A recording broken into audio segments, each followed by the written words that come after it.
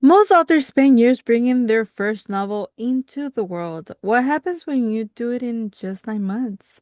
Welcome back to In Between the Realms. I'm Elizabeth Shea, and later in today's episode, I'll be sitting down with author Barbara Babs to discuss her writing journey, her upcoming fantasy series, and the challenges and excitement that comes with publishing a debut novel. But before we step into that conversation, let's take a look at what's happening around the realms. So, lately, I've been thinking as a fantasy reader, I want to know what's actually at the top right now. Like, what are people reading? What's buzzing? And I figure I want to know, then you probably want to know too. So I decided to do a little digging and I found out the top 5 fantasy books right now. And I've got to say, I haven't read any of those, of course. So we're discovering them together. So we have number one, Light Wielder. This is the sequel to Metal Slinger, and it's all over BookTok right now. War, betrayal, broken bond between two people. If you love high stakes fantasy romance, this might just be for you. The Unicorn Hunters by Catherine Arden is at number two. This is a historical fantasy set in medieval France following the real Anne of Brittany as she fights to keep her kingdom. With the magic and Arthurian legend woven in, that is a quite book that would be amazing to have. That's a quiet that sounds incredible to have. Number three, The Poet Empress by Shay Tao. This is a debut novel and it already hit the US Today bestseller list. Well, I gotta say that it's cool. It's set in a dynasty, it's set in a dying dynasty where poetry is magic, but women are forbidden to read. Yeah, the premise it alone. Well, that got that one on the TBR just now. Number four, The Children by Melissa Albert. This one is dark and gothic. A daughter trying to unravel the lines between her real childhood and the fantasy world her famous mother wrote is giving mystery, it's giving fantasy, and it's giving literary. Number five, Songs of the Dead by Brandon Sanderson and Peter Orolian. I mean, is Sanderson need I say more? Now, I have not read any of these, of course, but every single one of them is going on my TBR, especially that one. The one that if you're a woman, you can read. Yeah, I want to know what happens on that. And I think they should go on yours too. If you already read any of these, I want to know. Drop it in the comments if you're watching on YouTube or head to the show notes and let me know. And if you haven't, well, looks like we're gonna have some summer reading or fall reading. Okay, reading updates. So I am currently at 16,043 words, chapter 15 of my first manuscript, which, by the way, I have already written the last two chapters of my book. So, yes, I am that person who wrote the ending before the middle. No judgment, please. And I'm getting close to the halfway point, which feels absolutely wild to say out loud. My goal is to finish the first draft by the end of July so I can get into editing. And I am aiming to have everything done and published by early next year. So it is happening, it is real, and I am not backing down. Now, I have to say this because I am super, super excited. My characters, guys, they are coming to life. Yep, you heard me right. You heard me right. Before this book is even finished, they have decided that they have things to say and places to be. Please. I don't even know how this happened. I didn't give them permission to do this. They just decided to go ahead and do it. Remind me of something, of someone. Yeah, it reminds me of these characters are part of me. So since I like doing things without permission and just go ahead and jump into things, I feel like that is something they obtained for me. So stay tuned because I will be revealing something very soon, and trust me, you're going to want to be there for it. And as for my TBR, you know what? The TBR is doing great, thriving, living its best life. We don't need to talk about it. It's fine. Everything is perfectly fine. Okay, so before I get into the Ink and Realms updates, I have a little announcement and I'm super excited about it. Coming in August 22nd to be exact, we are launching the very first Bookish Realm Market. This is a monthly Bookish community market where everything is bookish for bookish people by bookish people. We're talking vendors, we're talking a space where you can just come and exist in the element every single moment. This is the first one of many, and I need you there.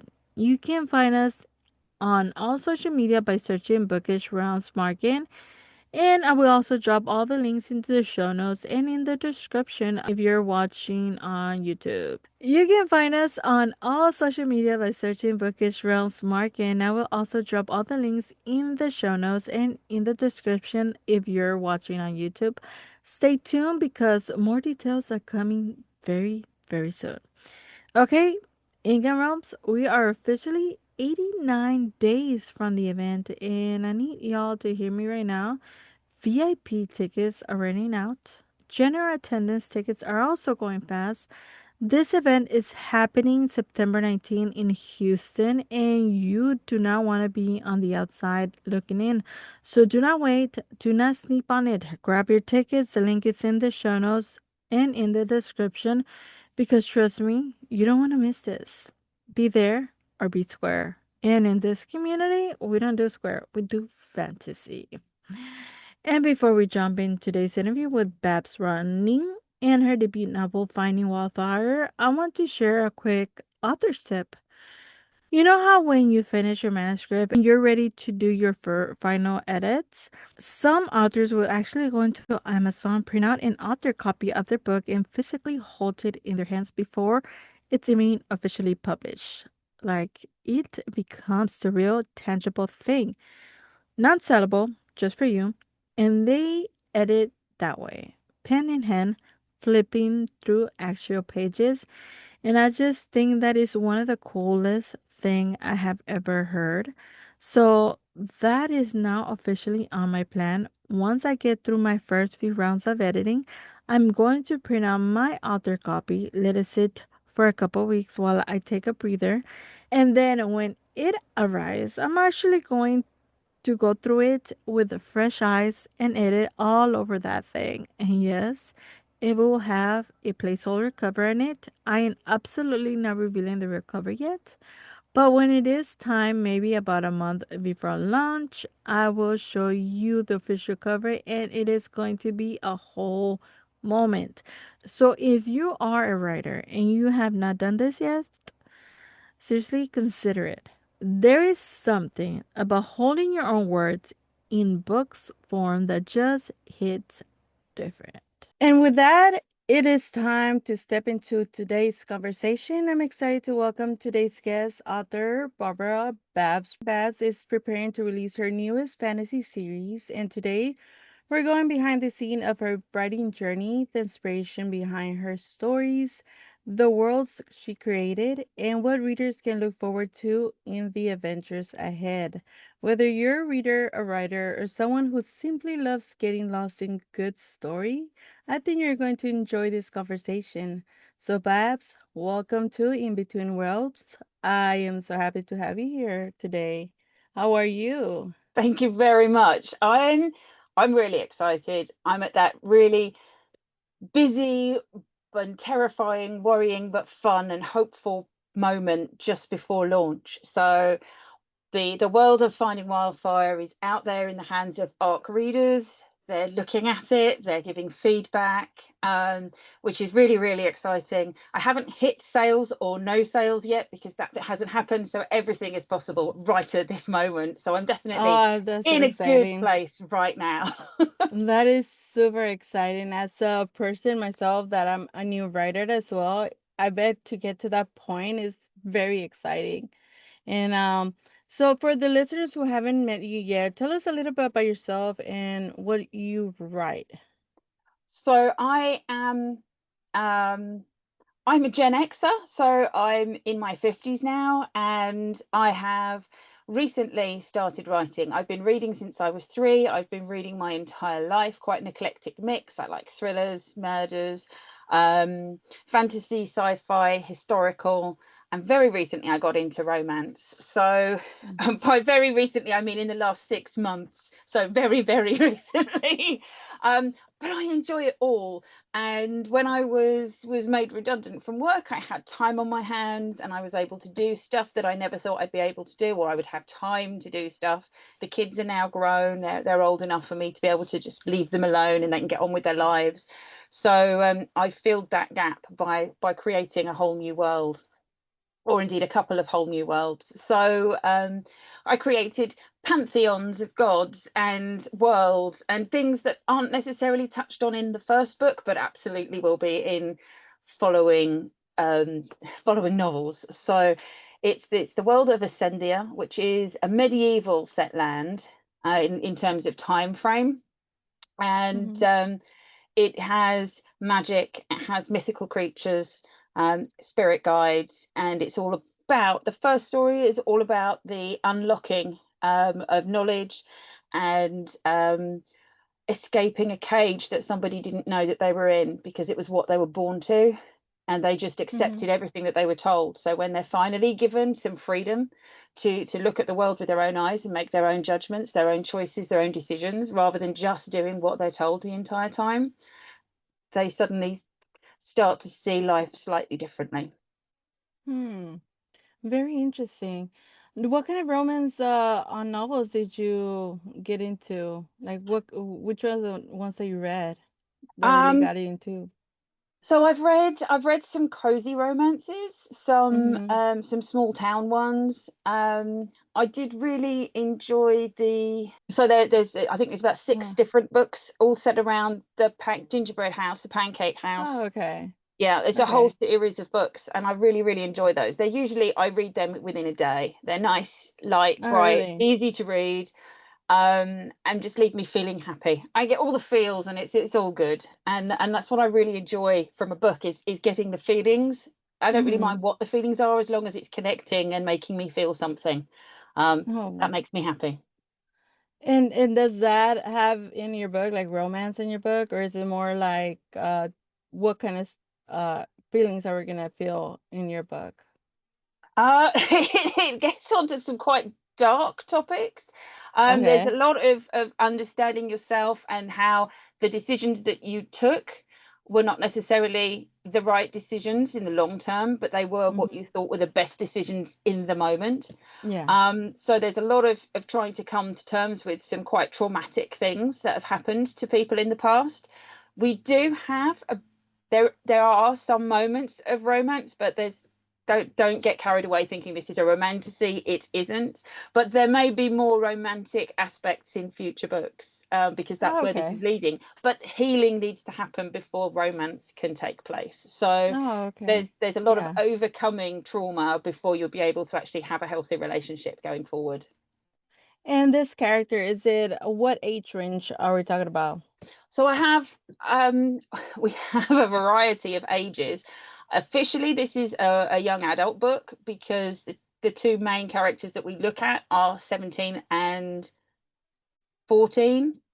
Mm-hmm. They're a brother and sister, but they interact with there's 3 generations of women who are trying to escape this household based on decisions that 3 generations of women have taken, and they all need to work together to escape. So it's not just 2 youngsters go off into the world and then everything works out magically.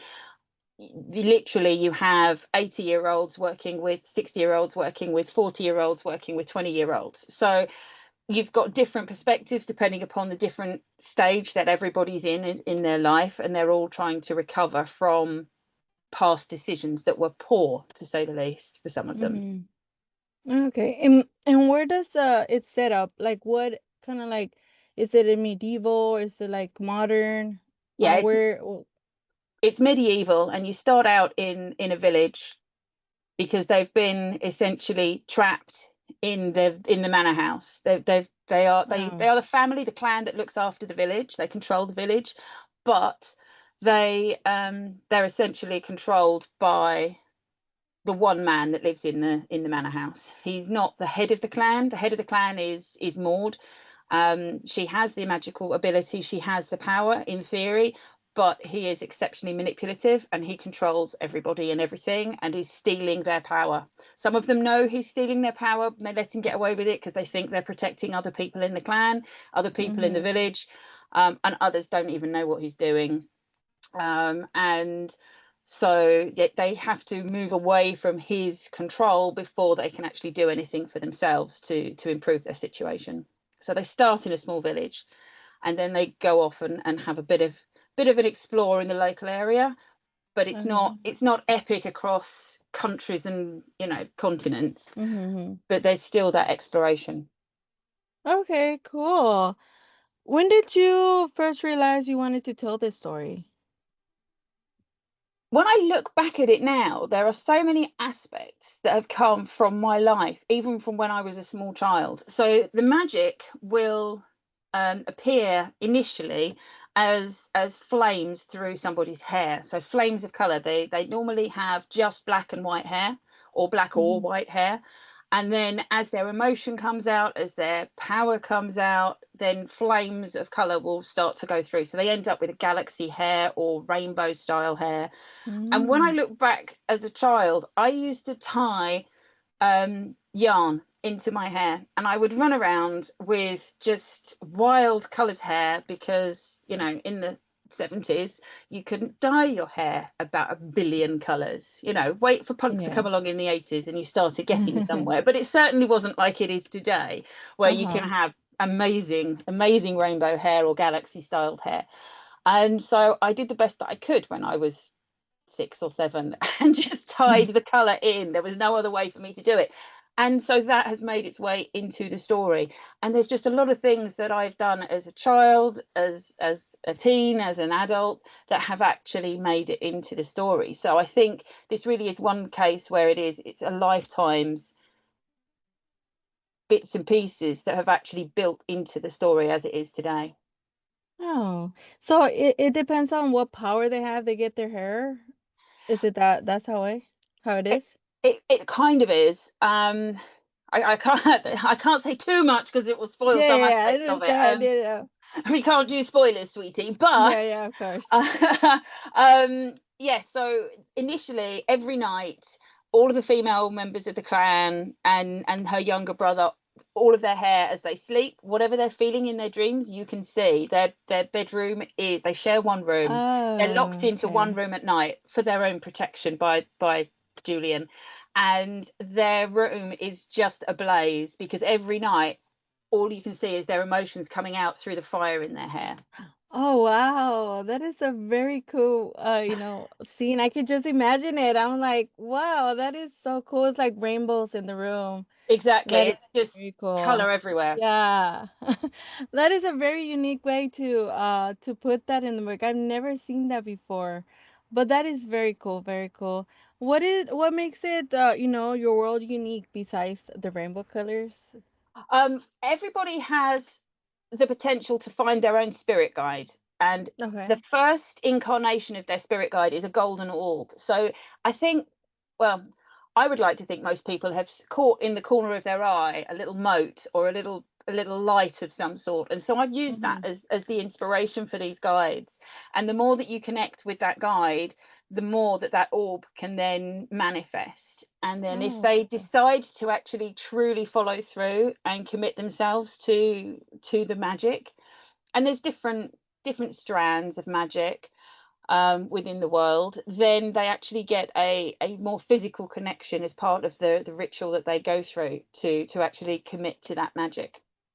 And through that ritual, they essentially allow the spirit that's within that golden orb to manifest, and then that becomes their spirit guide, and they can manifest as any kind, for wildfire specifically, any kind of fire creature. So it could be a killian, or it could be a phoenix, or it could be a dragon. Anything that has a fire Mm. aspect to them could be their spirit guide creature, and how they manifest. So we have three mythical creatures in this first story. There will be more as future tales unfold, but in the first one we have three. So there's gonna be other books besides this one. Absolutely, yes. It is a story in its own right, so you could just read this and then put it on the shelf and be done with it. But there are a lot more stories to be told in this in my head Okay. at least for this Yeah. world. Which character was the most fun to write? Um, Zach, the younger brother, actually, he was really good fun because unlike other people, he doesn't have the weight of the world on his shoulders. He's already been used as a punching bag. So as far as he's concerned, the Oh. worst thing that can happen has already happened.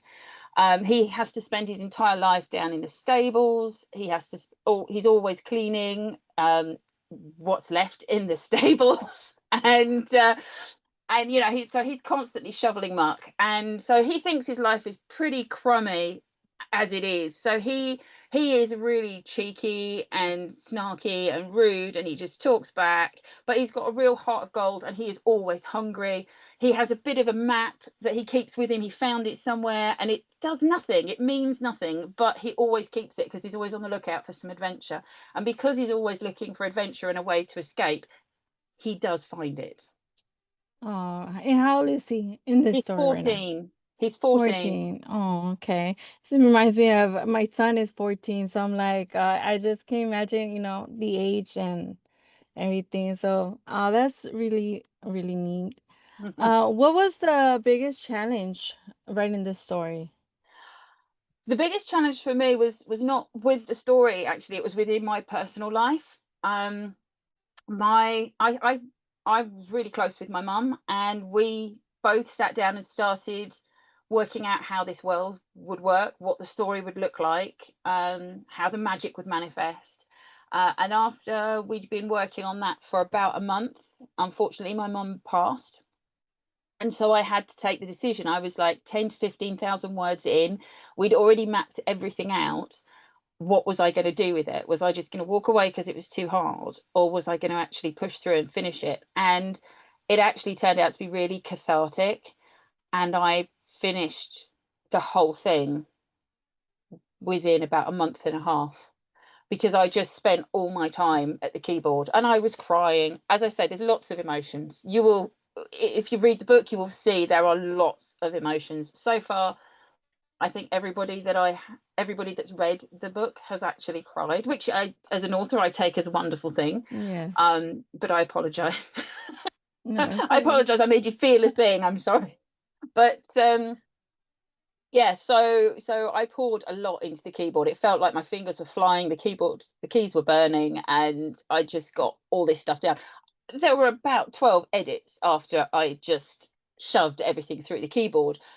But yeah, I think that was really hard to keep going, and there were bits that I knew I wouldn't want to re-edit, but I had to keep rereading them because Mm-hmm. they're personal. It's I don't know whether it is buried in there, but for me they're sort of screamingly obvious. But I think it makes for a better book. It makes for a better Mm-hmm. story because it truly is emotional, and that's how you can tell that it's been written by a person, because someone has written it who's feeling the emotions as they're writing it, as they're editing it, and then hopefully that will translate, and then you as a reader will feel those emotions when you read the book. First of all, my condolences for your mother. Do you have her in the story in somehow in an emotion or by name or anything? Not by name, but yeah, there are. I'm not going to talk about it too much. I'll get so upset. But Yeah. there are aspects of her in there. Okay. She's definitely buried in a few of the characters rather than one Okay. specific character that is her.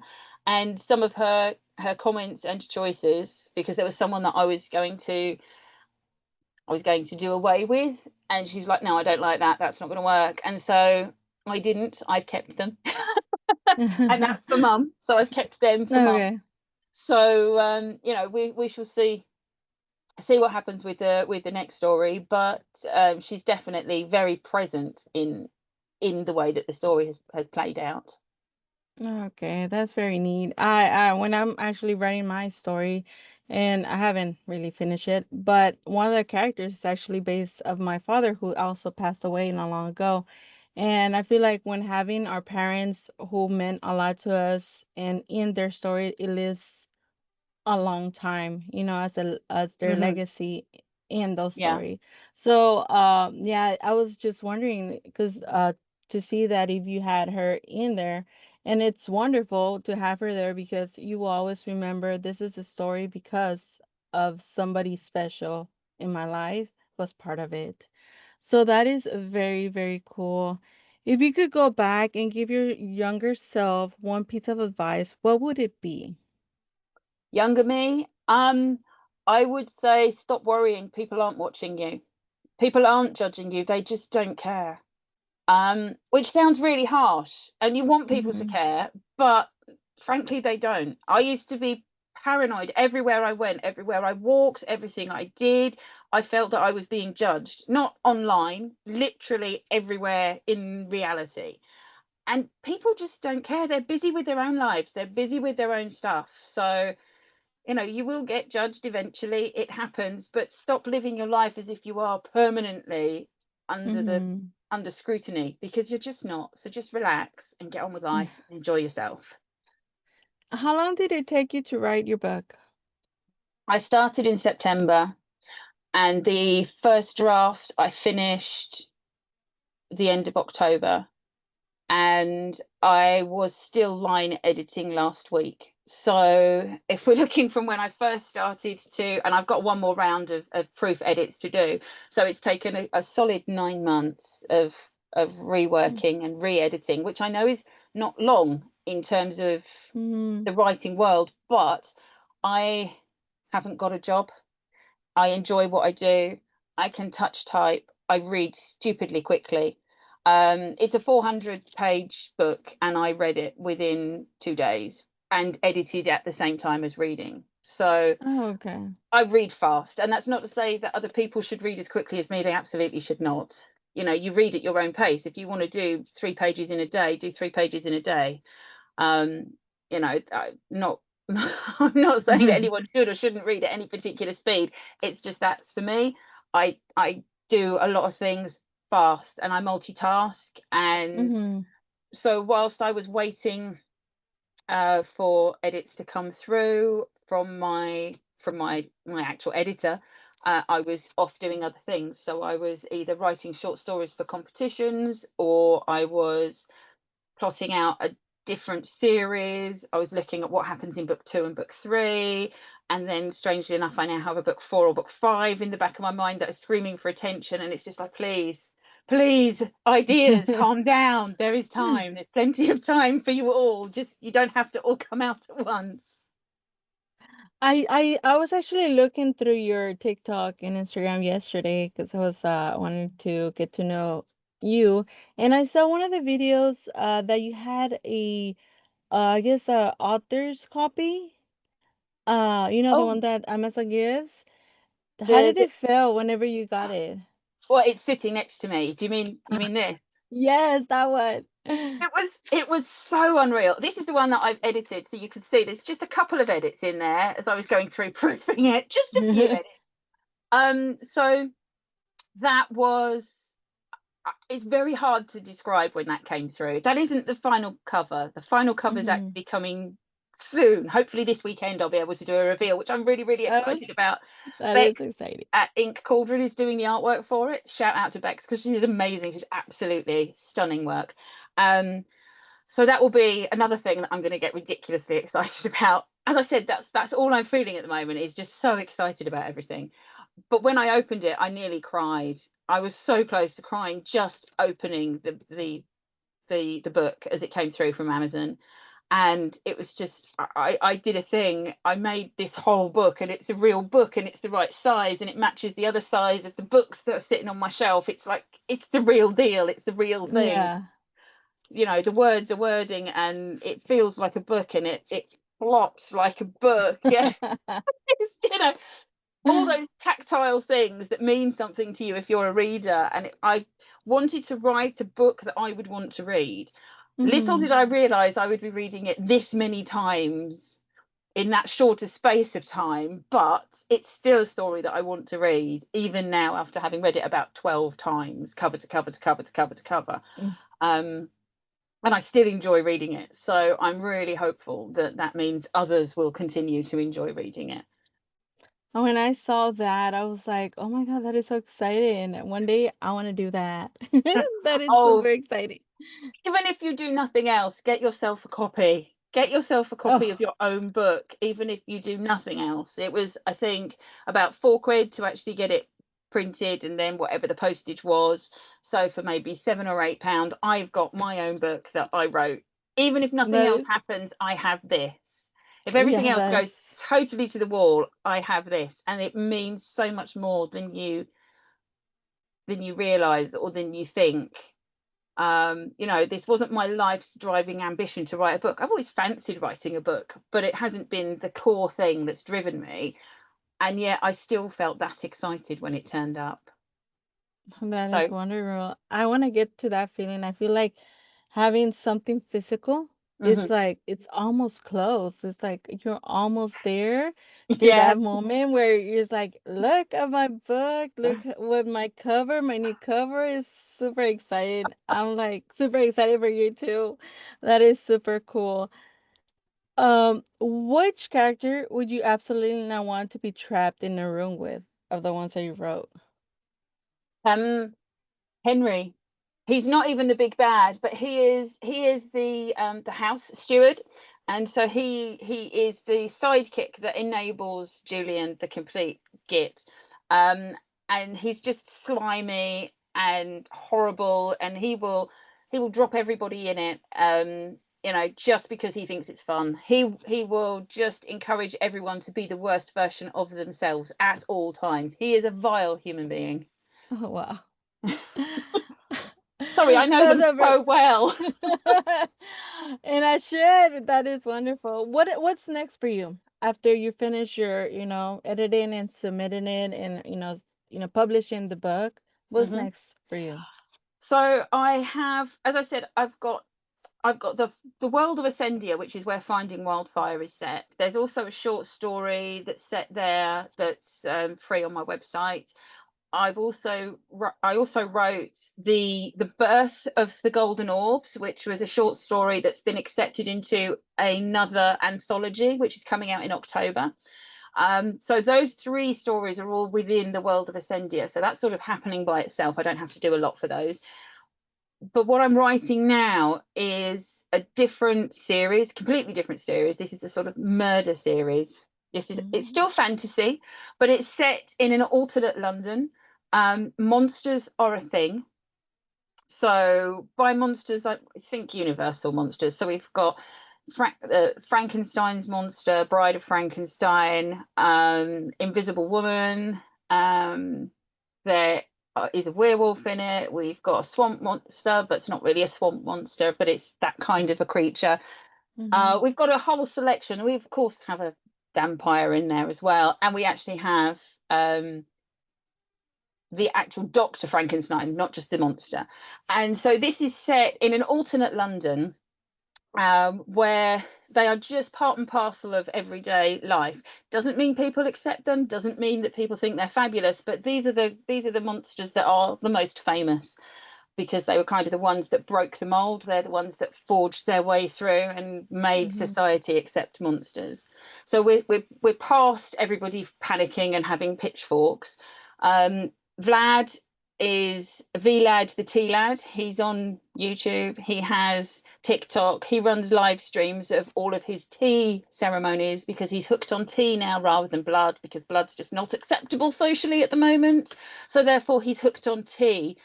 And because he's so suave and charming, his live view count is through the roof, and he has massive fan bases everywhere.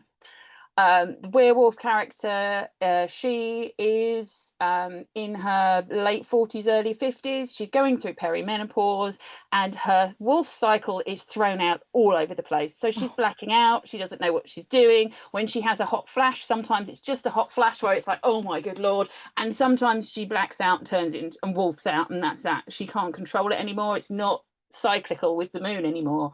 It's been ah, overtaken by other things. And so everybody is I would like to think more realistic, and I can hear I'm saying the monsters are more realistic, but they're very grounded in our world, in our life.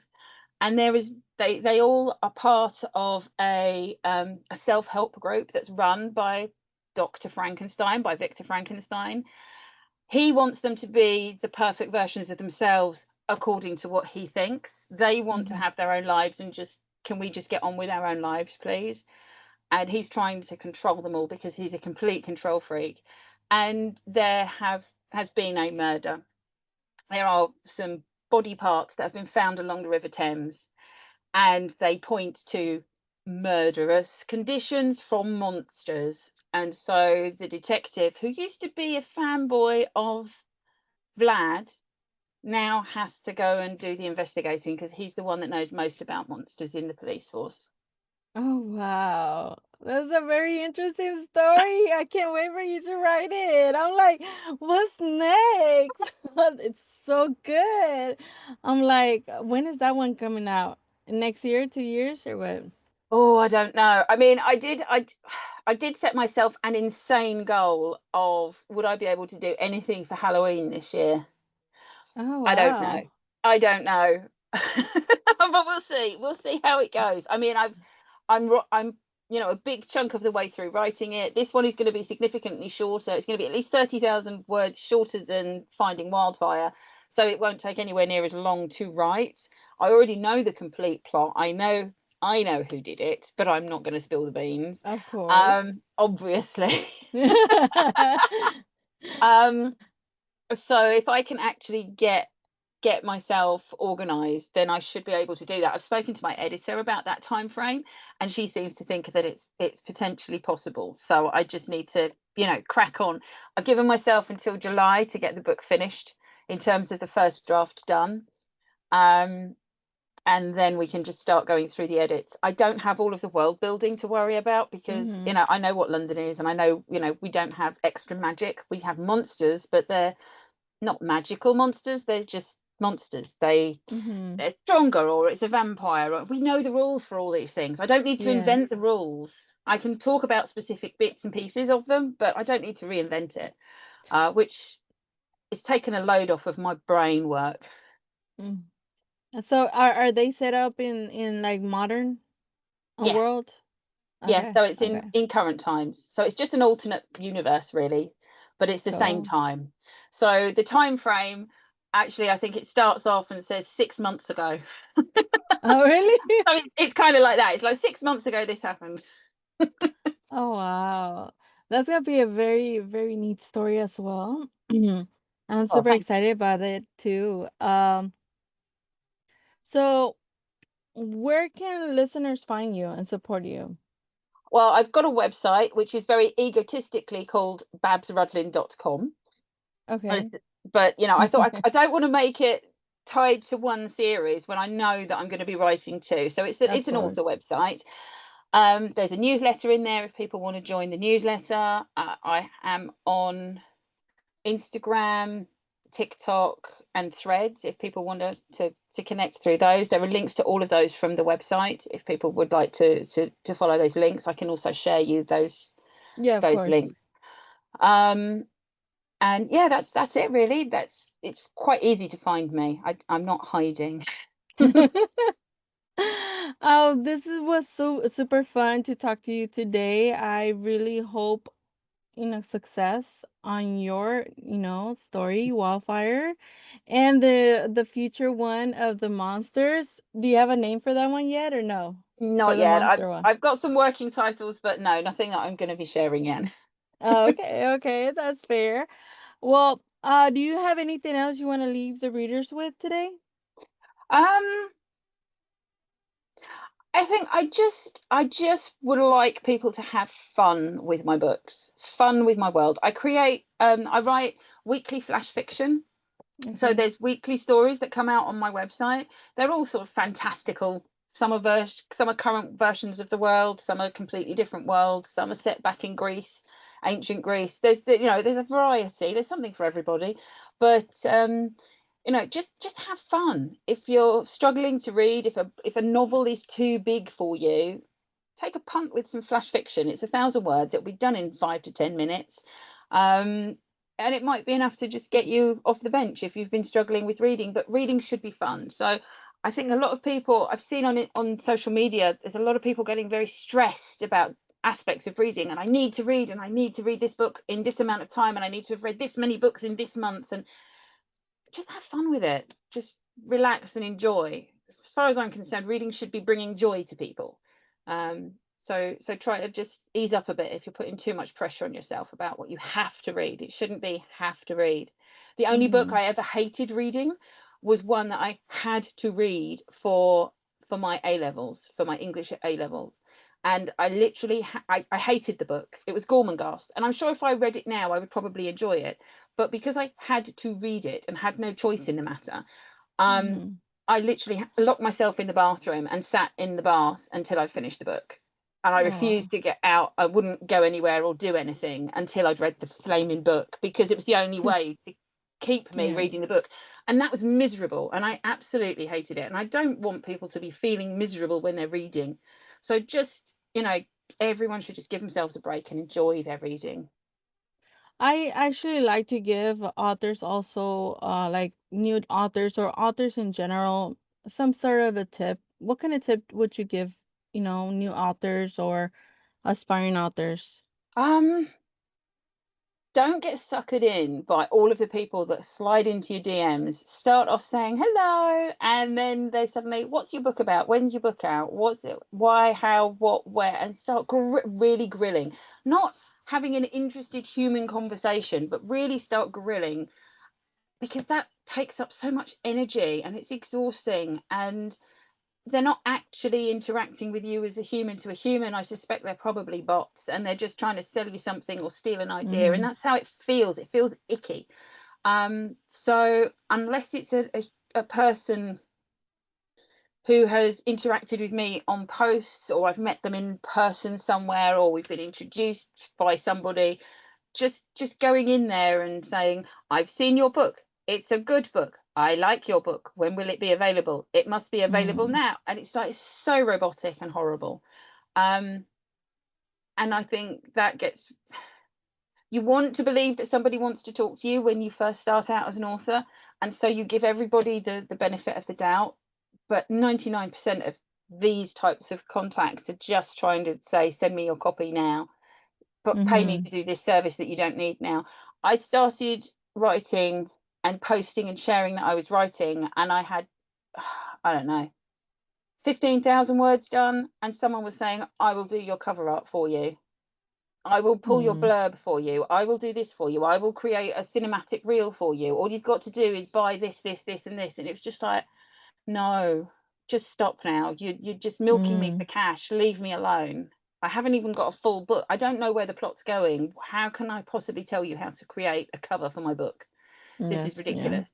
And I think you just need to protect yourself as an author, um, because there are so many people who want to take advantage of good-natured people. And I Mm-hmm. think if you are an author, you probably are a good-natured person, because you put so much of yourself into your writing. You're obviously a giving person because you're putting that into the writing, and then eventually that will be going out into the world. And I think we're quite vulnerable, and there are a lot of people who want to take advantage of that, which is unfortunate. That's a sad Yeah. situation, but I think that's where we are. You're gonna go to book signings or anything like that? Like have a tour, signing tour? I don't have a tour. I'd love to have a tour, but I do have a couple of places. Again, I didn't really want to reach out to anybody until I had the finished cover art because it is so bright, it's so gorgeous. And now that I will be getting that, I will be putting together loads of marketing type materials, and I will spend the next month going around speaking to people. And it may be too late, but I've got a couple of places. My local hairdresser, actually, I've done loads of writing at the hairdressers, and they've asked me to do an author evening. One of the charity shops that I volunteer in has said that I'm going to get a window and I can do an author event with them as well. And then there's several independent bookshops locally. There's libraries, so I'll be approaching all of them to see if there's any opportunity for me to do any kind of author event or an evening or something. We'll just see what happens. But if you don't Wonderful. ask, you won't get. So yeah. That's true. When is it gonna be out officially? It launches on or releases on the 30th of July. Okay, wonderful. So we'll have your copy then. So I thank hope you so. so much for being here with me. I'm super excited about, your book coming out, and hopefully, I really hope it's a great success, and I can't wait to have it in my hands, and because I definitely would love to read it. And I'm gonna be waiting for that story, the monster story, because that one got me really interested. I wonder who's the Excellent. murderer. Excellent. Well, This is thank you this is so what I want. much. Uh, You're very welcome. Thank you so much for being here. And I'll put that in the show notes, your book and I believe you're looking for ARC readers still. I am at the moment, and I will be leaving the ARC applications open right up until the 29th Okay. of July. Not that I'm expecting anyone to read it within 24 hours, but obviously, if people enjoy it, they can still leave a review. So that ARC will be available right up until the last day. Wonderful, wonderful. All right. Well, I'll put that on the show notes. And Hmm. thank you so much for being here with me today and sharing your journey, your story, and your future, plans for other future books. So thank you so much for being here today. Thank you for asking me. A huge thank you to Barbara Bass Browning for joining me on today's episode and sharing her writing journey, her experiences as a debut author, and a glimpse into the fantasy world she's creating. If you like to follow Babs, learn more about her upcoming books, or support her work, be sure to check the links in the show notes below. And if you enjoyed today's conversation, don't forget to like, subscribe, and leave a comment. Let me know your favorite part of this interview or what questions you would love to ask an author. Thank you for spending part of your day with us here in Between the Realms. Until next time, keep reading, keep dreaming, keep creating, and remember, every great adventure begins in between the realms.